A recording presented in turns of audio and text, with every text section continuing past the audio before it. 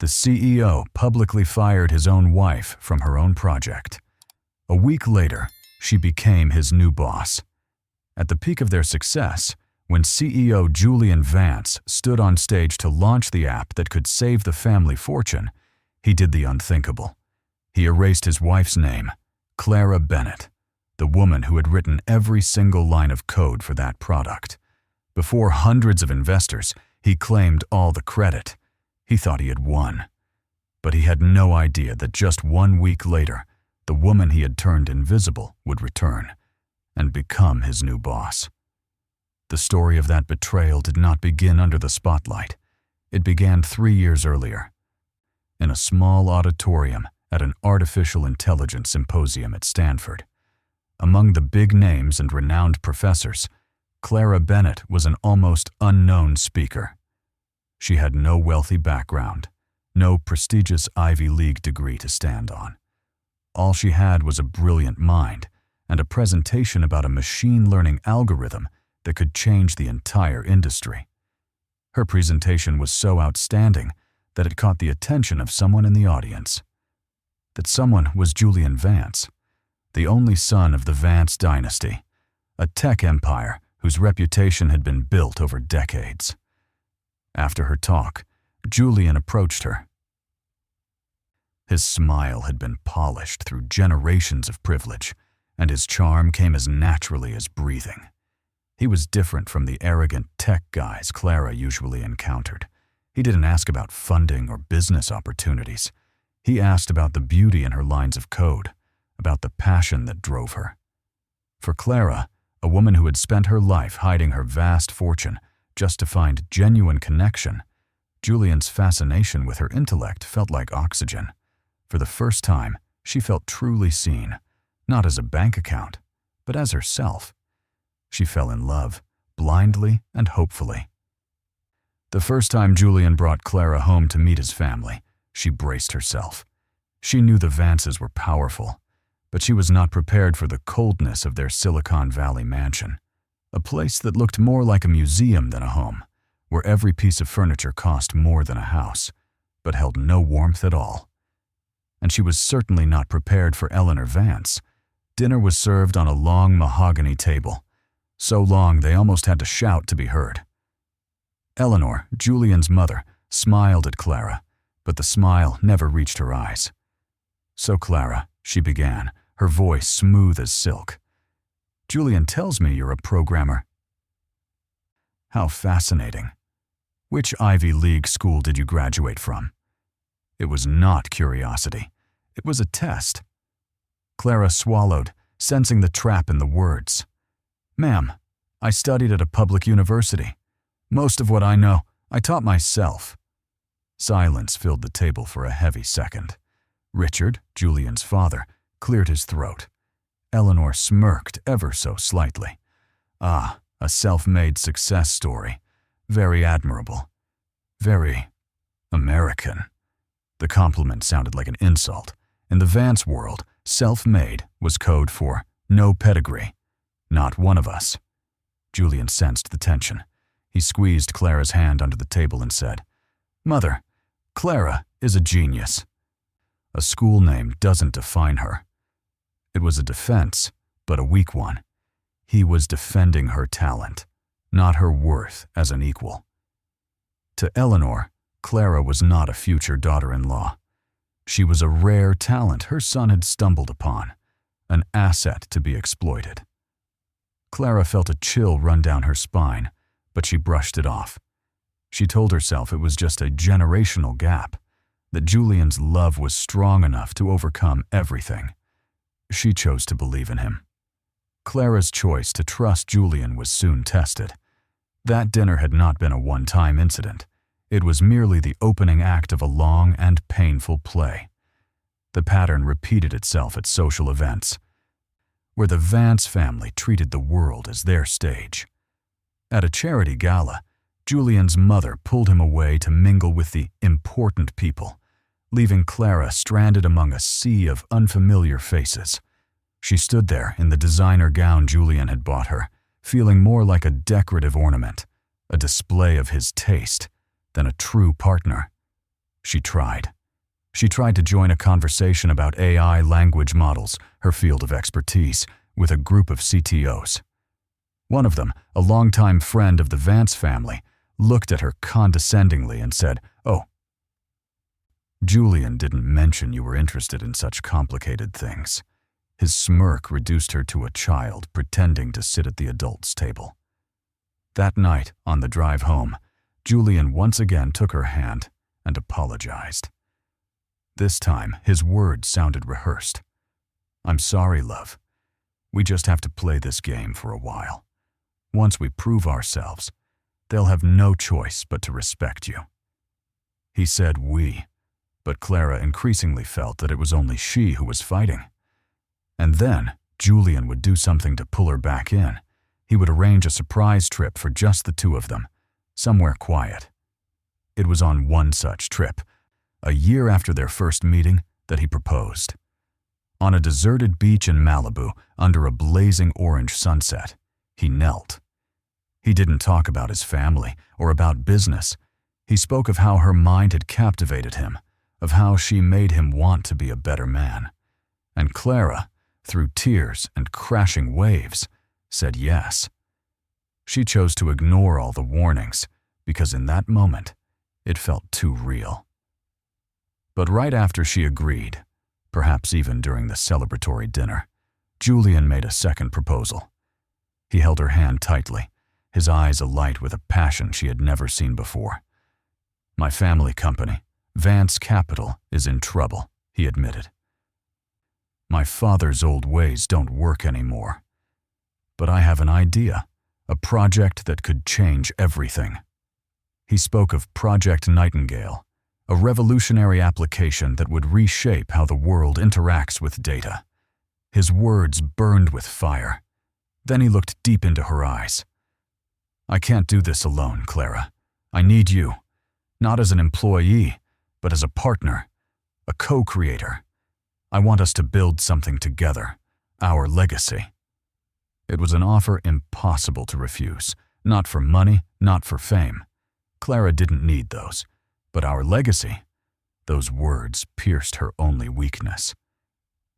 A chance to prove to the Vances and to the world that she was not a decoration, but a builder of empires. A chance to bond with Julian over something they created together.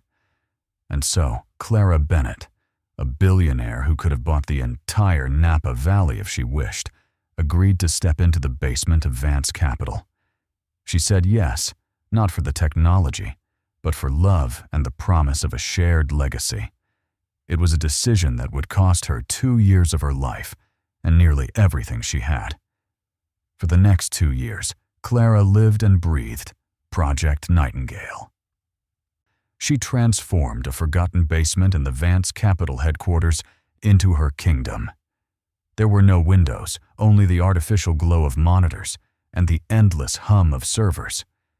She was the hidden engine of the company, working tirelessly in the shadows so that those upstairs could bask in the spotlight. She poured sweat, and sometimes tears, into every line of code. Once, a system error nearly erased 6 months of work. The outside engineering team was helpless. Julian panicked. But Clara, after 3 sleepless days, fueled only by coffee and cold pizza, found and patched the bug. She didn't just save the project. She was the project. Meanwhile, upstairs, Julian was using her results to paint the story of the Vance family's comeback. He took Clara's progress reports and presented them at board meetings as if they were his own vision. He turned her technical breakthroughs into flashy bullet points for investor presentations. Clara was the story, and Julian was the storyteller. Their relationship also began to change. He was no longer the lover enthralled by her mind. He had become a project manager.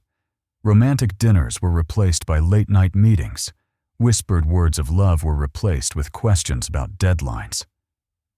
One evening, Clara tried to surprise him with a home-cooked meal. Julian spent the whole evening answering work emails on his phone, occasionally looking up only to ask, "Is feature X finished yet?" Their love had been reduced to a task on a project plan. The most painful humiliation came during a private dinner with a critical potential investor. The night went smoothly at first, with Julian delivering a passionate pitch about Nightingale's future. But then the investor, who had a technical background, asked a deep question about the app's core architecture. Julian froze. He gave a vague answer, full of empty marketing jargon. The room grew tense. Sensing the deal slipping away, Clara had no choice but to speak up. She explained calmly and clearly, outlining the complex architecture in simple terms. The investor was deeply impressed. Clara thought she had saved the night. But on the way home, in the luxury car, the air was ice cold. Eleanor, who had been at the dinner, turned from the front seat and spoke, her voice sharp as shattered glass. "Clara, you must learn your place. Your job is to make Julian shine, not to steal the stage for yourself." Clara was stunned. She turned to Julian, waiting for him to defend her, but he stayed silent, eyes locked on the road. His silence was crueler than his mother's words. That night, Clara lay awake beside her sleeping husband. For the first time, she no longer deceived herself. She was not a partner. She was not a co-founder. She was a tool, a secret to be hidden. And she realized that in the world of the Vances, even the most useful tools were disposable once they were no longer needed. After that night, Clara no longer held on to any illusions. Love was dead. What remained were contractual obligations and a project that needed to be finished. She worked like a machine, her brilliance now driven not by passion, but by a cold determination. She would complete Project Nightingale because it was her creation, her brainchild. She would not let it fail. But she also knew that the moment it succeeded, the Vance family would find a way to discard her. What she didn't know was just how ruthless their plan already was. The answer came on the very morning of the product launch. In their penthouse, the air was filled with an artificial tension. Julian paced back and forth, rehearsing his speech. Clara was doing a final system check. Then Julian stepped into the bathroom to get ready, leaving his laptop open on the desk. That's when it happened. A message notification popped up on the screen. The sender's name, Sophia, the daughter of the main investor they had secured. The preview text was cold and clear. "Can't wait for this to be over. Did you tell her yet?" This time, Clara's heart didn't skip a beat. It simply stopped for a second, then continued, steady and cold. With fingers no longer trembling, she moved the cursor. This wasn't the curiosity of a betrayed wife. This was the data gathering of a strategist. She opened the conversation and saw everything. Months of messages, secret rendezvous, promises of a future together. And, most horrifying of all, discussions about a baby due in 4 months.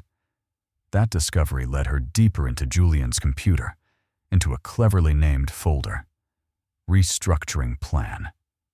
Inside was a meticulously plotted scheme for her downfall. First, financial documents, email exchanges between Julian and his father about moving assets offshore, an obvious effort to hide wealth before divorce. Next, a draft divorce agreement prepared by the Vance family lawyers. It offered her a laughably tiny share of the very fortune she had created, a pittance wrapped in legal jargon. And finally, the cruelest piece, a script, a text file written by Eleanor herself, detailing word for word what Julian would say at the post-launch celebration to announce their amicable separation. The script painted Clara as exhausted, wanting to pursue her own passions, while the Vance family would be fully supportive. It was a performance designed to protect their image and brand her as the quitter. Clara read every word. No tears fell. No rage erupted. Instead, a deadly calm settled over her. She understood now. She was not a wife, not a partner. She was an investment round, and tonight was their exit. With the precision of a master coder, she used her phone to photograph every document, every message. She uploaded them to a military-grade encrypted server that only she could access. Then she erased all traces from Julian's laptop, clearing history, caches, even system logs, as if she had never been there. She shut the laptop just as the water in the bathroom stopped running.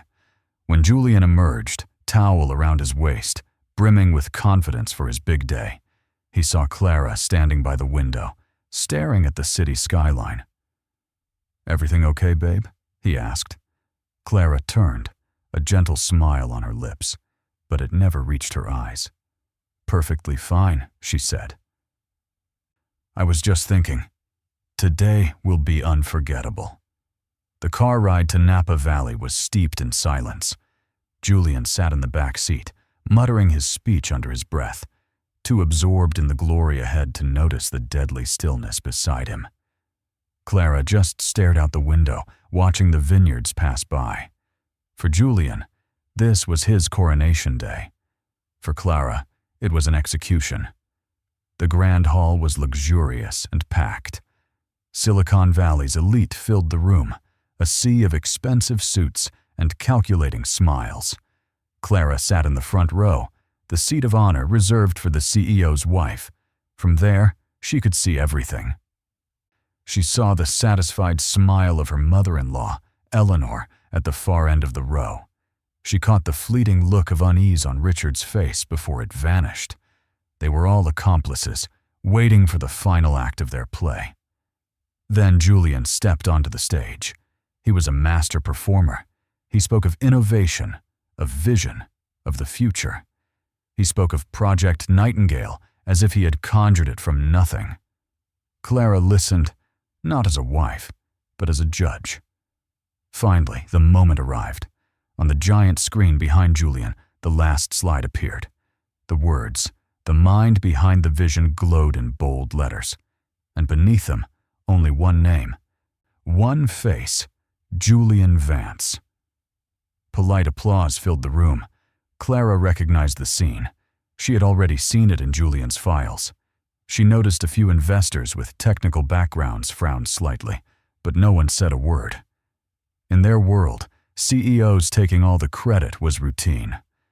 Julian launched into his closing remarks, a well-rehearsed speech about long nights, challenges, and his dream. That was when Clara acted. She didn't scream. She didn't stand up to expose him.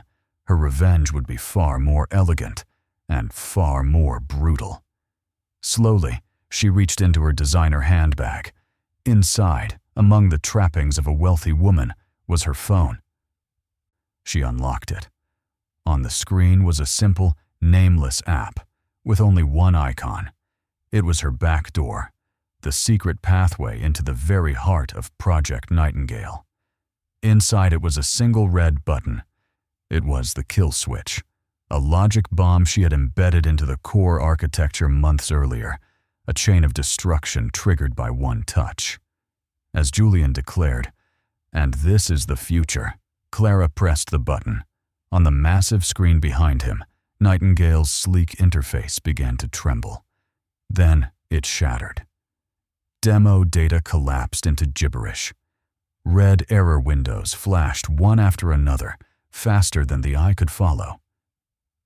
And then came the sound, a piercing electronic screech. An emergency system alarm Clara herself had designed, howled through the hall speakers, drowning out Julian's panicked voice. Project Nightingale hadn't just failed. It was dying a public, humiliating death. Julian's smile froze, then melted into sheer panic. He stammered, jabbing frantically at his remote, to no avail. In the back row, Eleanor's face went pale as a ghost. Journalists hammered their keyboards. Investors exchanged horrified looks. The most anticipated product launch of the year had turned into its greatest joke. And amid the chaos, Clara quietly rose. Nobody noticed her. Every eye was glued to the digital inferno on stage. She walked calmly down the aisle, out of the hall, never once looking back at the empire she had built, now collapsing behind her. Clara didn't need to be there to witness the collapse. She could hear it from afar. In Silicon Valley, news spread faster than a corrupted line of code. By the next morning, every major tech outlet had already published stories about the Nightingale explosion. Headlines blazed across the media. Nightingale clipped, the most spectacular collapse in tech history. The Vance empire self-destructs on stage. CEO Julian Vance, from genius to laughingstock in 90 seconds. Videos of Julian's panicked face and the blaring alarm went viral, turning into internet memes. Vance Capital's stock, already fragile, evaporated entirely, trading at just a few cents before being halted. The lead investor, Sophia's father, was the first to pull out publicly. In a short, cold press release, he declared he could not invest in a company with unstable technology and a lack of transparent leadership. The phrase, lack of transparency, was a fatal blow, a direct shot at Julian's deceit. Instantly, other investors followed like dominoes. The Vance empire had crumbled overnight. In the family's grand mansion, the silence was suffocating. The shouting had ended, leaving only a simmering undercurrent of blame. Eleanor sat motionless in the living room, wine glass trembling in her hand. For the first time, she no longer looked like the poised society matriarch, but like a general who had lost the war. When Julian walked in, she didn't even look at him. "I told you she was too smart for her place," she hissed. "You failed to control her." Julian had no strength to argue. He was a shadow of himself in his own home. For days, he called and texted Clara endlessly, but everything vanished into silence. His messages grew increasingly desperate. First, anger. "What the hell did you do? You ruined everything. Are you insane?" No reply. Then bargaining. "Clara, please pick up. I can explain. It wasn't what you think. It was Mother's plan. I was forced into it. We can fix this." Still no reply. And finally, pathetic pleading. "The company's going bankrupt. Father's in the hospital after a minor heart attack. Mother won't even speak to me. You've won, okay? Please, Clara. I need you. I'm sorry." But Clara did not answer. She wasn't hiding. She was waiting. From a luxurious penthouse overlooking San Francisco Bay, one no one knew about, she watched her enemy's empire burn. She read every article, tracked every market drop. She let their despair sink in. She waited until the company she had built was worth nothing, a bargain price, practically zero. She knew the financial collapse was only the opening act. The real revenge had yet to begin.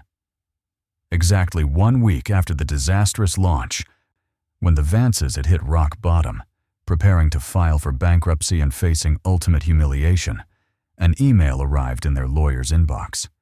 It was an offer. A private investment fund based in Switzerland wanted to acquire all of Vance Capital's assets, including the supposedly tainted source code of Project Nightingale. The price was laughably low compared to what it had been worth a week earlier, but for the Vances, it was a lifeline. It was enough to cover their most urgent debts and save them from the utter disgrace of public bankruptcy. With their pride already shattered and no options left, they agreed.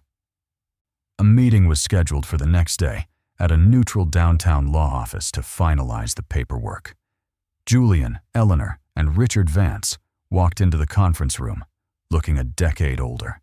Their expensive clothes couldn't conceal the exhaustion and defeat.